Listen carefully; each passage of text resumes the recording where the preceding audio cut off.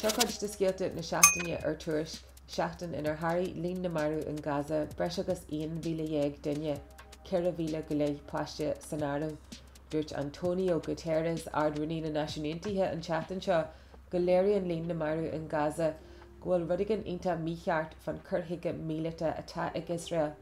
Bhí cas na Palestíine go mór sa treis a níos brat fibli a rachtal Tuairisc ag an oireachtas a go láirne bhí plé mai bríomhar an, agus chuir sé tús le streic nua ar Tuairisc faoi héachan na Heorpa láithreach ban 24.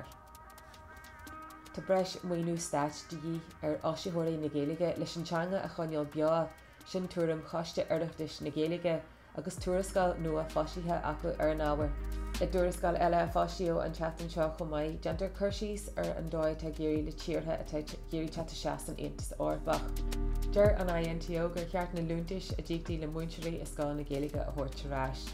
Na bhíne sé survey nua a tháinig amach a léirigh go sé a dhearad níos deachra ag Scáil na Gaeilge agus Scáil na Scéalta muinteoirí a arcail, ach níl sé gceist ag an éire éitis na lúntais a Tuairisc. Mar gheall ar cheisna costais agus ceardchumann a deirsí. Tá go ardmháilú an Seachtain seo do rappaí óg as taghlacht as an úsáid a bhaineann sé as an Gaeilge, deirtar go le géirí le faiad cló nua a chur ar rap na tíre seo.